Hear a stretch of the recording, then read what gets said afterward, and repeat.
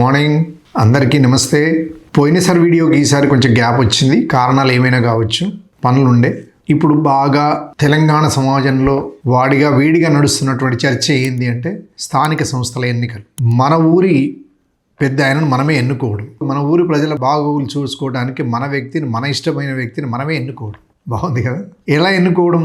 గతంలో ఇలా జరిగేదో తెలియదు. 1992లో వచ్చినటువంటి బలవంతరాయ్ కమిషన్ కంటే ముందు, 73 అమెండ్మెంట్ కంటే ముందు ఒక ఊరు పెద్ద ఆయన, ఆధిపత్య కులపైన ఆయననే ఉండేవాడు సర్పంచ్గా. సర్పంచ్ ఆయన్నే, ఎంపీటీసీ ఆయన్నే, జెడ్పీటీసీ ఆయన్నే, అన్నీ ఆయనే కాదు. దీంట్లో చాలా మార్పులు చేంజ్ జరిగింది అని అంటే 3 అంచెల వ్యవస్థగా వచ్చింది. ఆ వ్యవస్థ ఏది వచ్చినప్పటికీ మనము ప్రజలుగా అందరము పార్టిసిపేట్ చేసి మనకు నచ్చిన వ్యక్తిని ఒక్కొక్కరి జాబ్ అసైన్ చేస్తూ వచ్చినటువంటి మార్పు అది. సర్పంచ్ అనేది రాష్ట్రాల వారి పేరు మారుతూ వచ్చింది, కానీ ఆంధ్రప్రదేశ్లో మటుకు సర్పంచ్ అనేది ఉమ్మడి రాష్ట్రం కలిపి చెప్తే మాత్రం అదే సర్పంచ్ అనే ఉన్నది. ఈ సర్పంచ్కు గతంలో జీతం లేకుండా ఇప్పుడు జీతం వస్తుంది. ఆయనకి నెలకి ఇస్తున్నారు, 5 సంవత్సరాలు ఆయనకి ఇస్తారు. అయినా కూడా అతన్ని 5 సంవత్సరాల కాలమే ఉంటుంది. ప్రభుత్వ ఉద్యోగి 33 సంవత్సరాలు చేసి రిటైర్ అవుతాడు. ఇప్పుడు పెన్షన్ లేదు, గతంలో పెన్షన్ ఉండే. మిత్రులారా, గ్రామ ప్రజలందరూ బాగా ఆలోచించి తీసుకోవాల్సిన నిర్ణయం ఇది. మన ఇంటి ముందు రోజు మన గడప దొక్కే మనిషి, మన ఇంటి ముందు రోజు తచ్చాడే మనిషి, మన ఇంటి పక్క బస్తీ, ఇంకొక బస్తీ, ఎవరో ఒకరు మన ఊర్లో మన కళ్ళ ముందు పుట్టి పెరిగిన వ్యక్తి మనకు నాయకత్వం వహించుకోవడానికి మనమందరం కలిసి ఎన్నుకోవడమే బ్యూటీ ఆఫ్ ది డెమోక్రసీ. దాంట్లో కులం లేదు, మతం లేదు, అందరిని ఎన్నుకోవాలి. సాయిబైనా కావచ్చు, క్రైస్తవుడైనా కావచ్చు, లేకపోతే దళితులైనా కావచ్చు, డబ్బున్న ఆధిపత్యం కావచ్చు, ఎవరైనా కావచ్చు, ఆయన మనకు అందుబాటులో ఉండే వ్యక్తిని మాత్రమే ఎన్నుకునే ప్రయత్నం చేయండి. ఈడ నేను గెలుస్తా, నేను బంజారాయిల్స్లో ఉంటా, నా సీట్ ఈడ ఖాళీ ఉంటుంది, నేను ఎక్కడనో మంచి ఏరియాలో ఉండి నేను వేస్తా అంటే అటువంటి వాడిని ఎన్నుకోకండి. నీ గ్రామం నీ సొంతం. అది నీ గ్రామంలో ఏ మూల చిన్న కరెంటు స్తంభం షాక్ వస్తుందో తెలిసినా కూడా మీకే చెప్పాలి. ఆ పౌరుడు సంబంధిత శాఖ చెప్తే వినడు, బాధ్యులుగా మీరు చెప్తేనే వింటాడు. అలాంటి వ్యక్తిని మనం సర్పంచ్గా ఎన్నుకోవాల్సిన అవసరం ఉన్నది. ఆ వ్యక్తి ఎవరు అనేది మన మాట విని మనకు అందుబాటులో ఉండి మనకు నచ్చిన వ్యక్తిని ఆ 5 ఏళ్ళు పనిచేసేలా మనం ఆయన ఎన్నుకోవాలి. ప్రస్తుత పరిస్థితి అయితే చాలా ఆందోళనకరంగా ఉంది, వినటానికైతే కొంచెం కష్టంగా ఉంది. ఏంటి అనంటే, నిన్న ఒక గ్రామానికి వెళ్ళి వస్తూ డబ్బా మీద ఛాయ్ తాగుతున్నా. మన స్వామి బట్టలు వేసుకొని వచ్చారు 4. వచ్చి వాళ్ళలో జరుగుతున్న చర్చ ఏంటంటే, వాళ్ళందరూ కలిపి ఒక సర్పంచ్కి సపోర్ట్ చేస్తున్నటువంటి టీం అది. ఇప్పుడు నేను ఫలానా కలిసిన, నేను ఫలానా కులపోళ్ళని కలిసిన, ఫలానా కులపోళ్ళు కలిపించిన, అందులోంచి కాంగ్రెస్ వాళ్ళు అంతమంది వేస్తారు, వీళ్ళు ఇంతమంది వస్తారు. ఇది లెక్క. అక్కడికక్కడనే లెక్కలు తెగిపోతున్నాయి. దానికి ఎంత డబ్బు ఖర్చు చేయాలి మనం? అన్నకు చెప్పాలి, పోటీలో ఉన్నాడు కదా, మరి ఆయన అంతే చెప్తే ఇంత అమౌంట్ పెరుగుతుంది అని వాళ్ళ క్యాలిక్యులేషన్స్. ఎంత బాధ వేస్తుందంటే ఇది చాలా ఈసారి ఉన్నంతగా గతంలో లేదు, అంతకంటే ముందు అది లేదు. వ్యక్తి యొక్క గౌరవ ప్రధానం, అతని చదువు, పరిజ్ఞానం, విషయం పట్ల అవగాహన, ప్రజల యొక్క కష్ట సుఖాలు అర్థం చేసుకొని అడుగడుగున అందుబాటులో ఉండే వ్యక్తిని మాత్రం ఎన్నుకోవడం జరిగింది. ఇప్పుడు ఆ పరిస్థితి లేదు. ఈ భూమి అనేది ఎంత దాకా వెళ్ళిపోయింది అంటే, అరెకరం అమ్ముకుంటే ₹1 కోటి వస్తే సర్పంచ్ అనిపించుకుంటే చాలా, ఆయనకి ఏం చేస్తుండని కాదు. అక్కడ ఎంత గౌరవం అండి సర్పంచ్ అంటే. ప్రెసిడెంట్ ఆఫ్ ఇండియా వచ్చినా సర్పంచ్కి నోటీస్ ఇవ్వాలి. జిల్లా కలెక్టర్ ఎంతనో, ఒక జిల్లాకు ఒక కలెక్టర్ ఎంతనో, ఒక గ్రామానికి సర్పంచ్ అంత. ప్రోటోకాల్ అంటారు ఇంగ్లీష్లో దాన్ని. ఆ ప్రోటోకాల్ రావాలంటే ఖచ్చితంగా ఇతను సహకరించకపోయినా కూడా అతనికి ఏం పనులు కావు. ప్రభుత్వం ముఖ్యమంత్రి వచ్చి ఆ ఊర్లో ప్రోగ్రాం పెట్టాలంటే మొదలు సర్పంచ్తో అక్కడ స్థానికంగా ఉండే స్థితిగతుల మీద, ఆయన చేసుకున్న ప్రోగ్రాం మీద, పార్టీ ఏదైనా కూడా సర్పంచ్ ఒక డిగ్నిఫైడ్ పోస్ట్. అది వ్యక్తులు మారుతూ ఉంటారు, పోస్ట్ అట్లే ఉంటుంది. ఆ పోస్ట్కి ఇవ్వవలసిన గౌరవం ఏంటంటే, ప్రోటోకాల్ ప్రకారంగా గ్రామ పెద్ద ఆయన్నే అవుతాడు, ఆమెనే అవుతుంది. చాలా పేరు ప్రఖ్యాతులు బాగా పనిచేసిన మహిళా సర్పంచ్లు కూడా ఎంతోమందిని చూస్తాం. పనులు కాకపోతే సొంత డబ్బులు పెట్టి చేయించిన మహిళలు, వాళ్ళ పేర్ల మీద బంగారం కుదవబెట్టి చేయించిన పనులు ఉన్నాయి. ఆ మహోన్నత స్త్రీలను కూడా గౌరవించాల్సిన అవసరం ఉంది. మనం ఆ పని సమాజంకి అందించినటువంటి వాళ్ళ గౌరవాన్ని, గ్రామంలో ఏ చిన్న జరిగినా, నీరు రాకపోయినా ఆయన్ని అడుగుతాం, కరెంటు స్తంభం లైట్ పోయిన ఆయన్ని అడుగుతాం. మన ఇంటి ముందర కుప్పలుగా ఈ మధ్యన బాగా జమ అవుతున్నాయి, జనాల మీద పడుతున్నాయి. ఎవరికి చెప్పుకోవాలంటే సర్పంచ్కే చెప్పుకోవాల్సిన పరిస్థితి. ఊళ్ళో కొత్త వ్యక్తి ఎవరైనా వస్తారంటే మొదలు పరిచయం చేసుకుంటాడు సర్పంచ్నే. కానీ ఇవాళ పరిస్థితి ఏంటి అంటే, 75 లక్షలు, 50 లక్షలు, 30 లక్షలు, కులాన్ని బట్టి రేటు, ఆ ఊళ్ళో ఉన్నటువంటి కుల సమూహ సంఖ్యను బట్టి అతని ధర, అతను ఏం పని చేస్తాడని కాదు. అతను ఆ పోస్టుకు రావాలి, ఆ కులపాయన ఈ పోస్టు మీద ఉంటే మా కులానికి గౌరవం దక్కుతుంది. ఎంత అశాస్త్రీయంగా వెళుతున్నాం మనం అంటే బాధగా ఉంది. సమాజం ఎటువైపు పోతుందనేది చాలా ప్రశ్నించుకోవాల్సిన అవసరం అయితే ఉంది.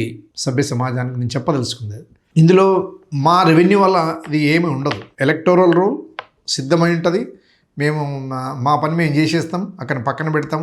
ఎంపీడీఓ గారు, సిఈఓ గారు, కలెక్టర్ గారు, ప్రత్యేకించి స్థానిక ఎలక్షన్ సంబంధించినటువంటి సిఈఓ గారు, వీళ్ళందరూ కలిపి చేస్తూ ఉంటారు ఎలక్షన్స్. రెవెన్యూ శాఖ మాత్రం సాధారణంగా అన్ని రకాలుగా వాళ్ళకి సహాయ సహకారాలు అందిస్తూ ఎలక్షన్ స్మూత్గా ఫంక్షన్ అయ్యేలా చూసుకునే బాధ్యత. మరీ డేంజరస్ సిచ్యువేషన్ ఉంటే 144 సెక్షన్ ప్రొమల్గేట్ చేయడం వరకు ఉంటుంది రెవెన్యూ శాఖది. మిత్రులారా, అందుకనే ఈ అంగట్లో సరుకుల అమ్ముడు పోతున్న ఈ సర్పంచ్ వ్యవస్థను సభ్య సమాజం బాగా దాన్ని వ్యతిరేకించవలసిన అవసరం ఉన్నది. నోటిఫికేషన్ వచ్చాక నేను ఒక ఫంక్షన్ అటెండ్ అవ్వడం జరిగింది.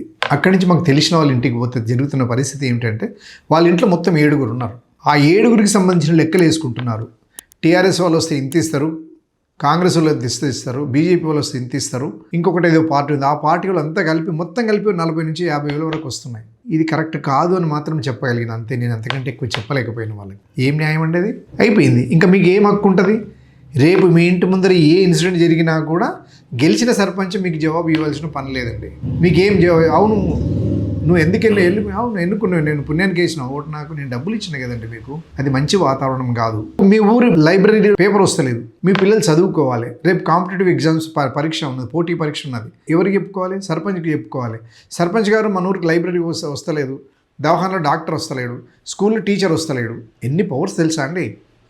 అబ్నార్మల్ పవర్స్ ఉంటాయి. మీ ఊళ్ళో కుల ధృవీకరణ పత్రం ఇస్తలేరు, జననమరణ ధృవీకరణ పత్రం ఇస్తలేరు, నివాస ధృవీకరణ పత్రం ఇస్తలేరు, ఆదాయ ధృవీకరణ పత్రం ఇస్తలేరు.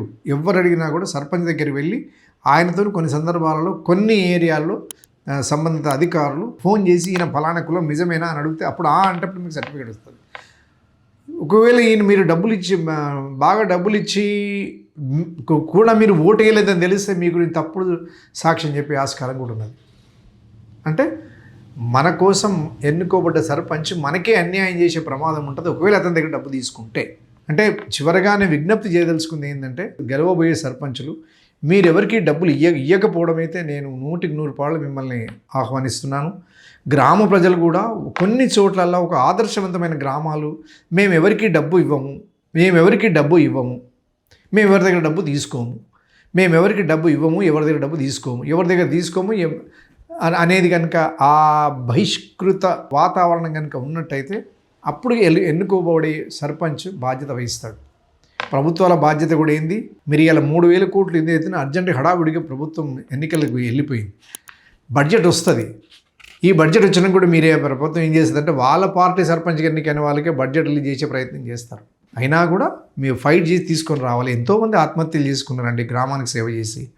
గత ప్రభుత్వం వైకుంఠాలు అని కట్టించింది, సర్పంచ్ సొంత డబ్బులు పెట్టి కట్టించారు వాళ్ళు. ఎంతోమంది సర్పంచులు ఆత్మహత్యలు చేసుకుని బాధగా ఉంటుంది.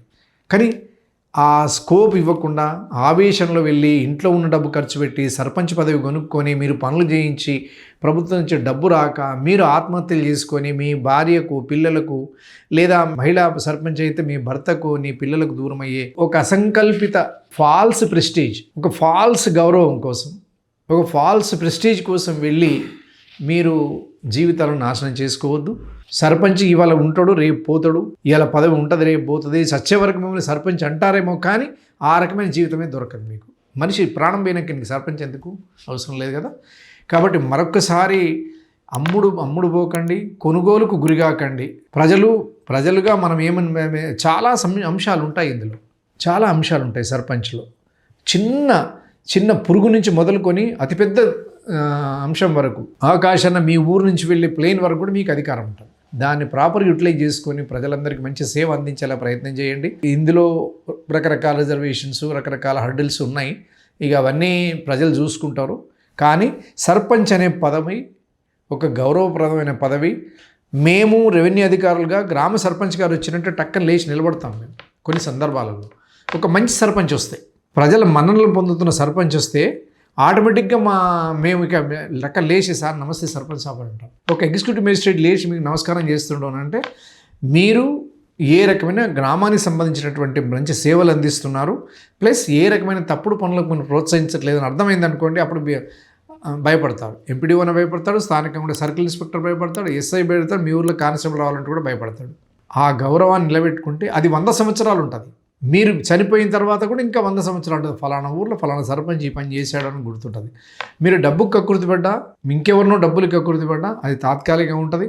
మీరు దిగిపోయిన వెంటనే ఈయన మంచి సర్పంచ్ కాదు అని అంటారు. అది కావాలన్నా ఇది కావాలన్నా తేల్చుకుంటారని కోరుకుంటూ ఈ వీడియో తప్పక చూస్తారని, ఇది అందరూ నేను చెప్పిన అంశం చర్చించుకుంటారని కోరుకుంటూ ధన్యవాదాలు. Thank you very much.